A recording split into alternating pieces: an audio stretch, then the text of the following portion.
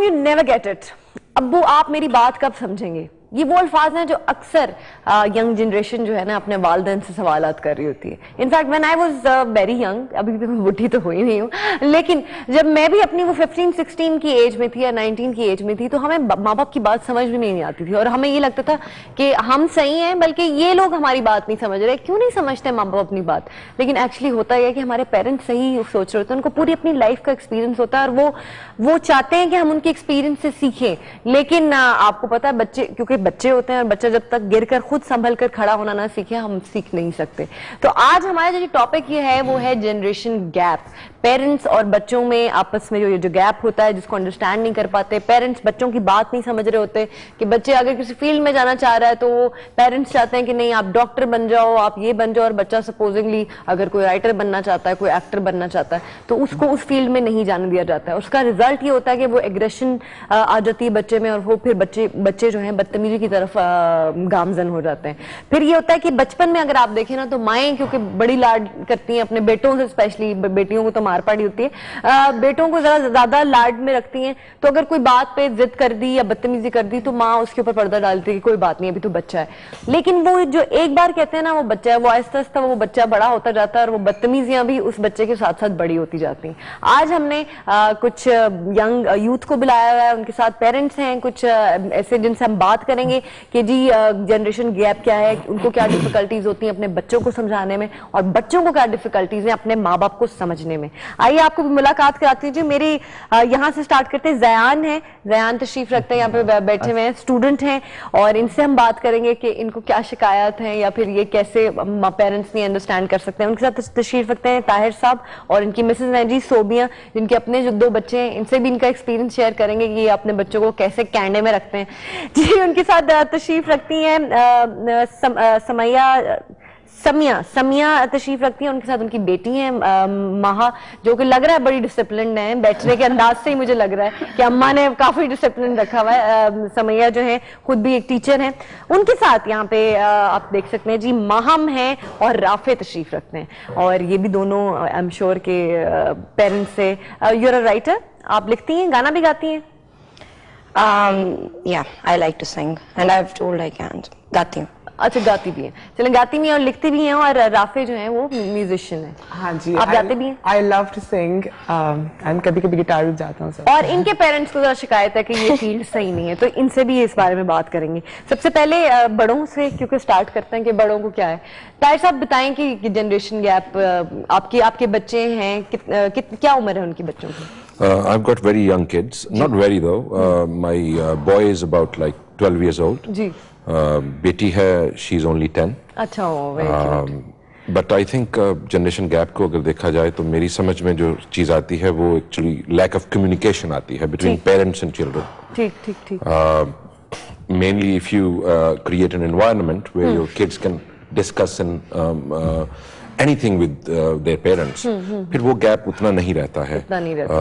You will have to create an environment जहाँ पे सारी चीजें आपस में शेयर कर सकें, बच्चों को सेम उनकी वेवलेंथ पे आके पेरेंट्स अगर बात करते हैं, सुनते हैं, समझते हैं। लेकिन आप ये भी देखिए ना कि अक्सर ये होता है कि हम कहते हैं कि हाँ जी आप अपने बच्चों के साथ बहुत फ्रेंडली रहें, आप ऐसा करें कि उसको कोई वो हो ना, वो फिर वो भी लिमिट क्रॉस कर देते हैं बच्चे।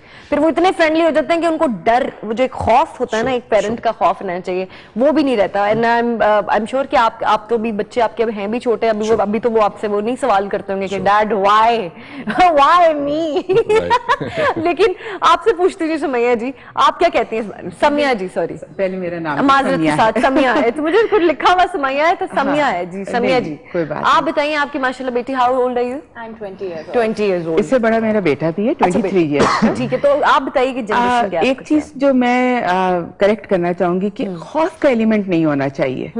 जो पेरेंट्स को और बच्चों को खासकर पेरेंट्स से खौफ का माहौल नहीं होना चाहिए। कम्युनिकेशन जैसे ताहिर साहब ने कहा था वो होनी चाहिए ज्यादा से ज्यादा।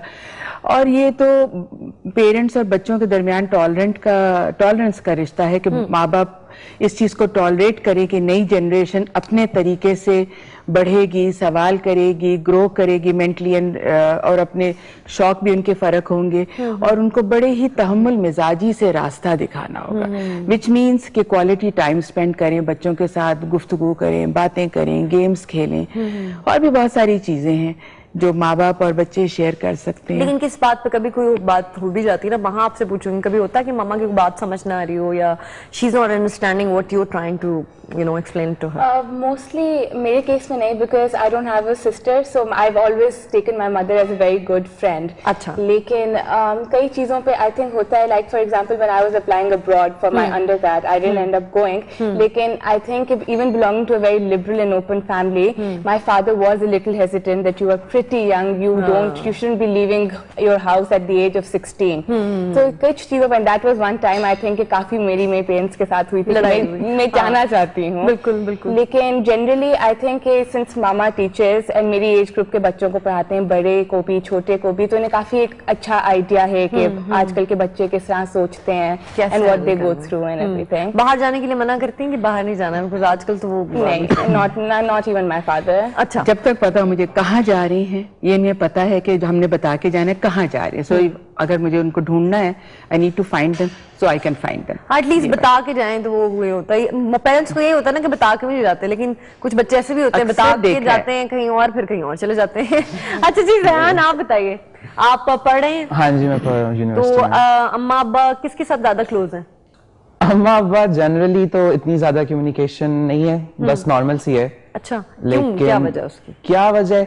एक तो वो कितना बिजी बहुत है, बहुत एक मेरे पूरा एक स्केड्यूल है कि मॉर्निंग में मैंने जाना है, शाम को आना है एंड स्टफ, और उधर से अबू अम्मी का वो लोग आराम से, वो देर से अबू आएंगे एंड देन वो बहुत, यानी कम टाइम है कम्युनिकेशन के लिए। ठीक है, ठीक है। रफली अबाउट 10 to 15 मिनट्स हमारी गैदरिंग, मतलब जो सोने से पहले एक चाय का कप पीते हैं वो एक बात होती है, बस दैट्स इट मोस्टली, लेकिन ये रूटीन नहीं है। So you miss मतलब talking to him, मतलब आपके कोई issues होते होंगे जो obviously, क्योंकि लड़कों के होते हैं ना, कुछ ऐसी बात होती है जो आप सिर्फ माँ से भी नहीं कर सकते, वो man to man you have to have that conversation.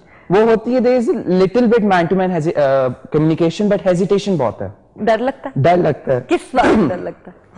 मतलब as in उनके व्यू पॉइंट्स और होते हैं कई टॉपिक्स पे, मेरे व्यू पॉइंट्स कुछ और होते हैं, तो फिर वो एग्री नहीं करते और वो टोटली नेगेटिव इमेज बनना शुरू हो जाता है, रिबेलियस हो रहे हो आप और तुम बात नहीं सुनते हो, और मतलब ये एक चेंजेस है ना। You can't, I feel like talking to my best friend more like talking ये हमारी मिलती जुलती कहानी है, बिकॉज होता है आप जरा थोड़ा, एक तो खौफ वाला भी एलिमेंट है, जब आपसे अग्री ना कर रहे हो पेरेंट, तो आप फिर यही होता है कि आप एक और नजरिया ढूंढते हैं बात करने का। अच्छा जी, रेहान से भी और बात करेंगे, माहम राइट, माहम से बात करते हैं जी। माहम, आप तो लिखती भी हैं, तो how close are you with your parents, और कोई डिफिकल्टीज होती हैं, दे डोंट अंडरस्टैंड यू, और अगर आप इस फील्ड में आना चाहती हैं तो क्या वो कंफर्टेबल हैं इस बारे में? जी, number one I think because मेरे राइटिंग जो है from my side was more like a natural thing.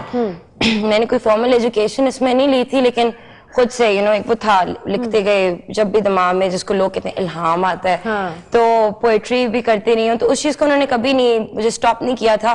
Music का मुझे काफी शौक था, स्कूल में भी I used to play the piano, I used to sing, लेकिन बड़े होते टीनेज में काफी प्रॉब्लम्स आए थे, because I don't know communication gap उसको कहेंगे या क्या कहेंगे, लेकिन जिस तरह मुझे फील होता था मैं बात कर रही हूँ ईस्ट से और वो बात समझ रहे हैं वेस्ट की साइड से, और आई मीन मैं जो इनकोड करके उनको मैसेज दे रही हूँ, अपनी बात जो कर रही हूँ, कन्वे कर रही हूँ, उनको डिकोड करते हुए एंड उस एंड पे जो है ना कुछ और समझ मुझे फिर मैं कहती थी पता नहीं शायद मैं अपनी तरफ से इनकोड नहीं सही से कर पा रही, और फिर मैं कहती थी मैं लिखती भी हूँ तो मेरी वर्ड सिलेक्शन क्या मसला है। बट वो फिर ये होता है कि उनके फियर्स होते हैं कुछ, स्पेशली जो मैंने देखा वर्किंग पेरेंट्स हैं, because both my parents they are working माशाल्लाह अपनी फील्ड्स में, वो लोग सक्सेसफुल हैं। तो ऐसी फैमिलीज में तो आपको वैसे भी कॉन्शियसली सबकॉन्शियसली थोड़ा सा प्रेशर होता है कि आपने खुद भी अपने आप को कुछ प्रूव करना है। सही। फिर पेरेंट्स को भी होता है कि इसको सेटल डाउन लाइफ में अपना कोई करियर लेके सेटल होना चाहिए, कंफ्यूजन्स क्लियर होनी चाहिए।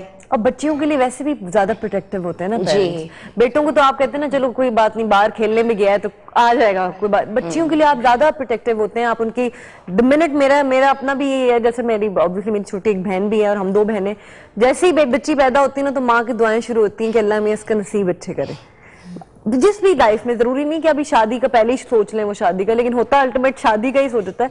चाहे जहाँ एजुकेशन में हो, जहाँ भी जाए, बस उनको एक एक बात पे, जब मैंने खुद देखा है छोटे बच्चे, जब लड़का गिरता है तो माँ होती है ठीक है, जब बच्ची गिर जाए तो वो होता है कि ओ माय गॉड बच्ची गिर गई होगी, तो वो एक ज्यादा आई थिंक मोर प्रोटेक्टिव। ये कल्चरल कंडीशनिंग भी है। आजकल जितनी प्रोटेक्शन की लड़की को जरूरत है उतने ही प्रोटेक्शन बेटे के लिए भी जरूरत है। तो ये हमारी कल्चरल कंडीशनिंग हुई है कि बेटी के लिए हम ज्यादा सॉफ्ट कॉर्नर रखते हैं क्योंकि उसकी शादी कर देनी है, उसने दूसरे घर चले जाना है।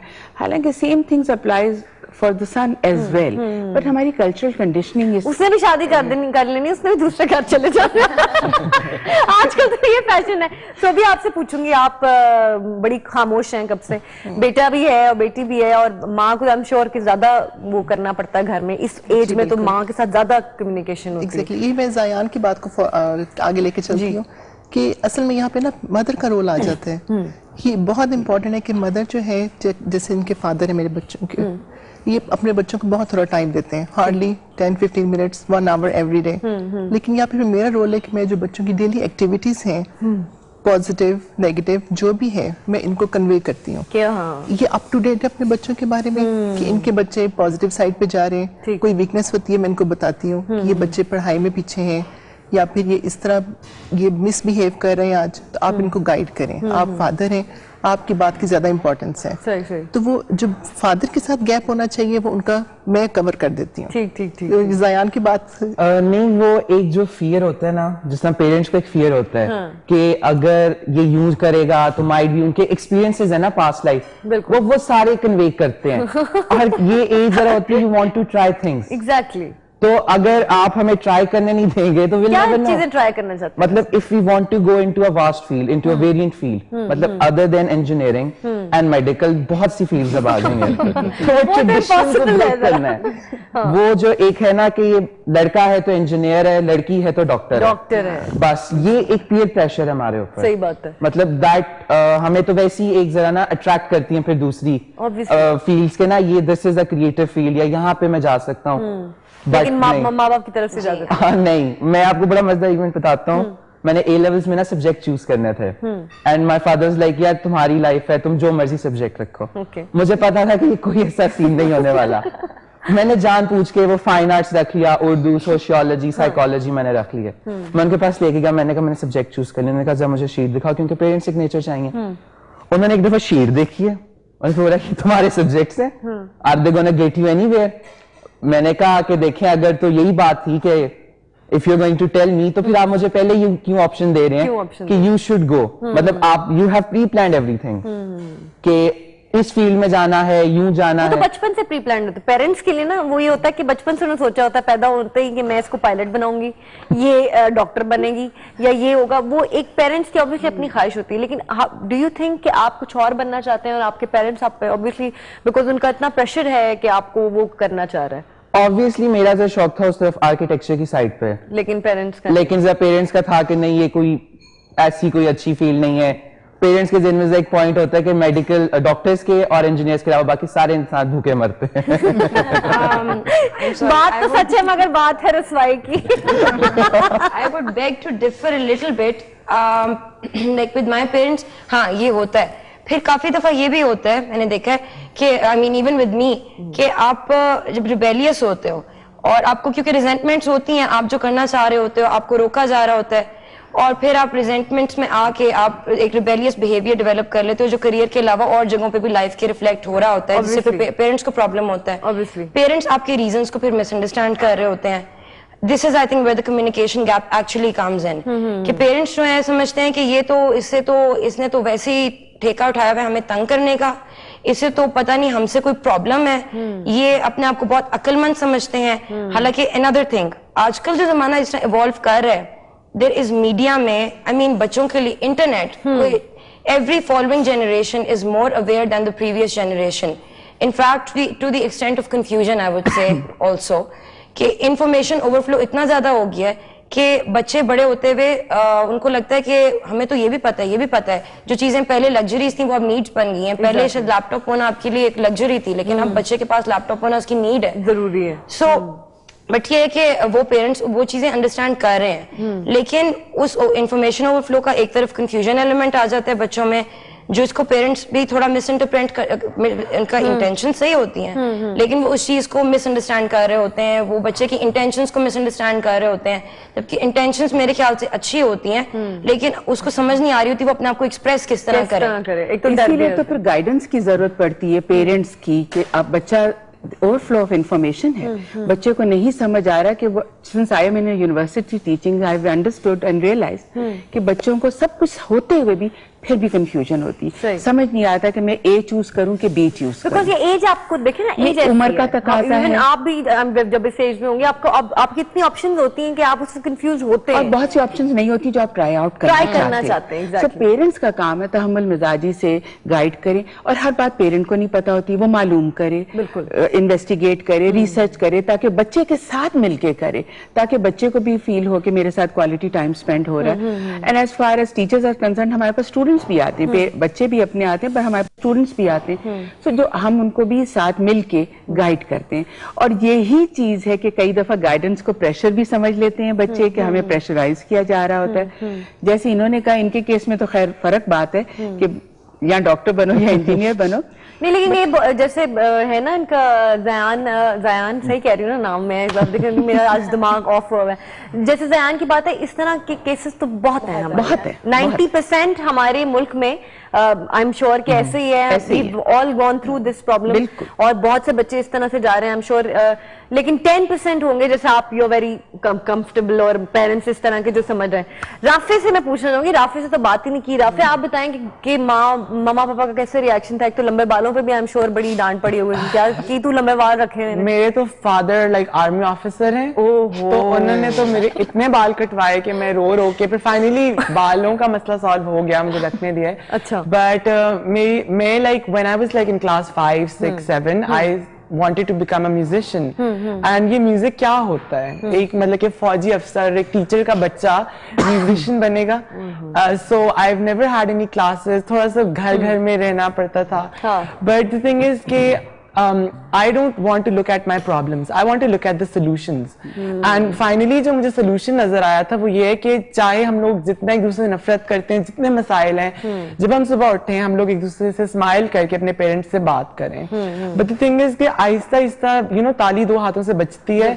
And अगर फॉर एग्जाम्पल मेरी अम्मी का अच्छा मूड है, वो मुझसे अच्छी तरह बात कर रही हैं, या मेरे फादर, तो मेरा मूड अब जरूरी नहीं कि मैं खराब मूड के साथ उनको करूं, एज इन के मुझे चाहिए कि मैं स्माइल कर रहा हूँ और अच्छी तरह बात कर रहा हूँ, तो उस माहौल को अच्छा रखना चाहिए दोनों तरफ, और जरूरी नहीं है कि एक दूसरे को डांटे दोनों तरफ। राफे, एक पॉइंट, इफ योर पेरेंट्स से कि यार आप ये करो एंड यू डू